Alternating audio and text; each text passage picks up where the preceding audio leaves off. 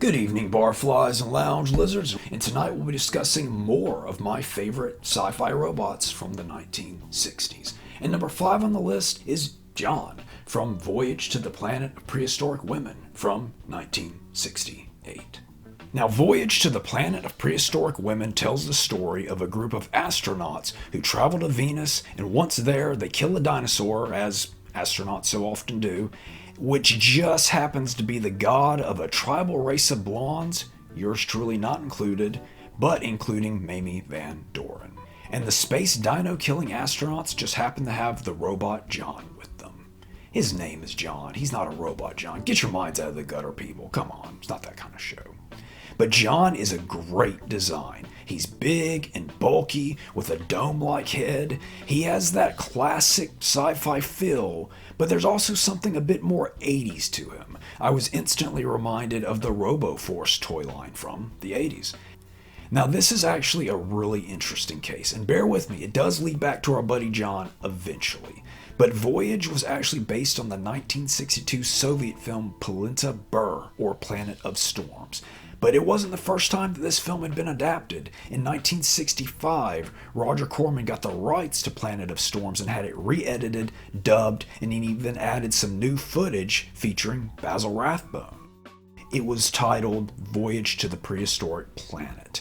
Then, in 1968, Corman decided that he just didn't have enough of that hot, sweet Planet of Storms action and hired director Peter Bogdanovich, who would go on to direct the Eric Stoltz film Mask, to create a new version of the film known as Voyage to the Planet of Prehistoric Women.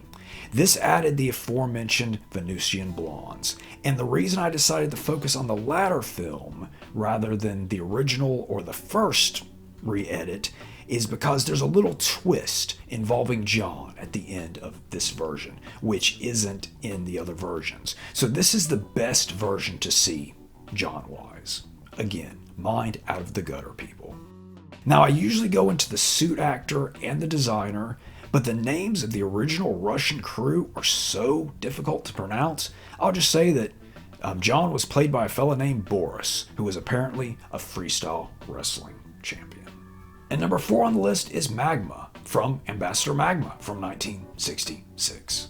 Localized in the West as the Space Giants, Ambassador Magma was a tokusatsu series about a giant made out of gold who could transform into a rocket ship who defends the Earth from an alien invasion. He, along with his randomly human-sized wife, were created by a wizard named Earth who lives in, well, the center of the Earth.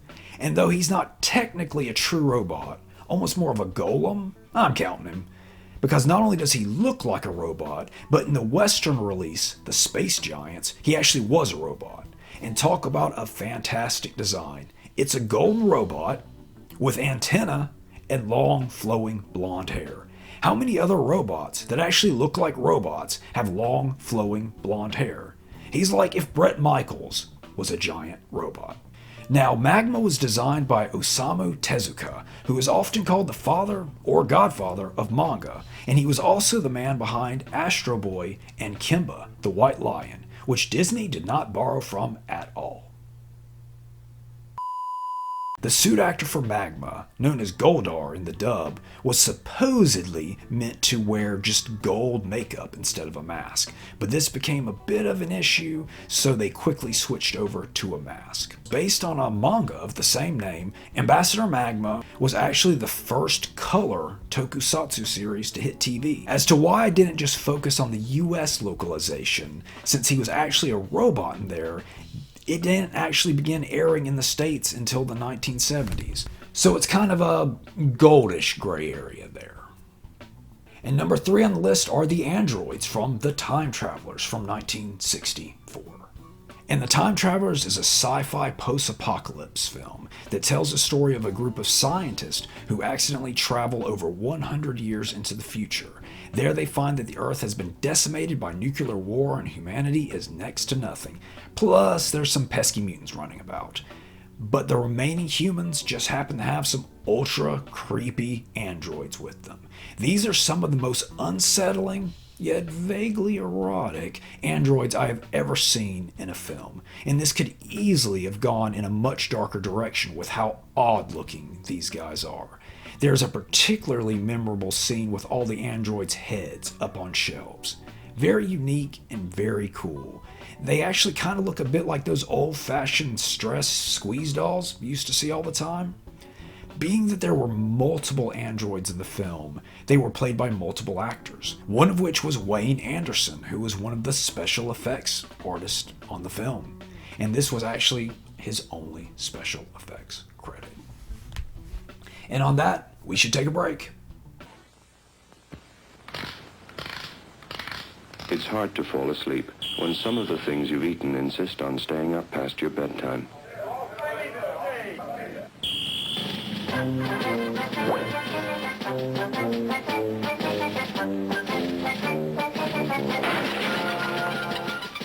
If there are little things still kicking around, your stomach is going to keep you awake. Unless you take Alka-Seltzer.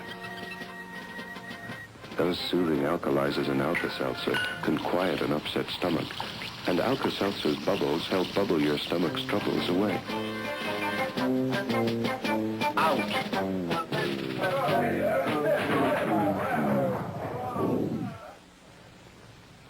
Alka-Seltzer before bedtime.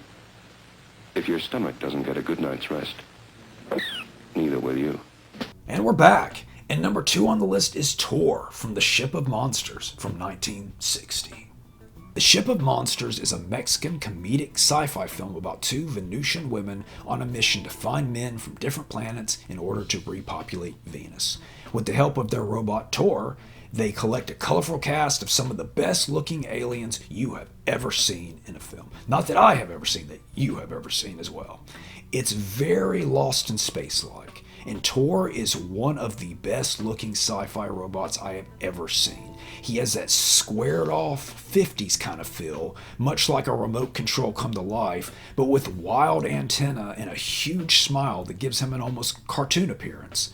Then of course we have his one big eye. We love the Cyclop eye here at the lounge.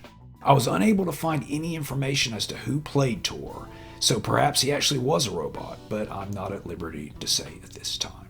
This is a really unique film and a good example of Weird West. It mixes in Western elements along with the sci-fi perfectly, and though it came out in 1960, it clearly went to production in the 50s, because it really has that 50s sci-fi robot charm.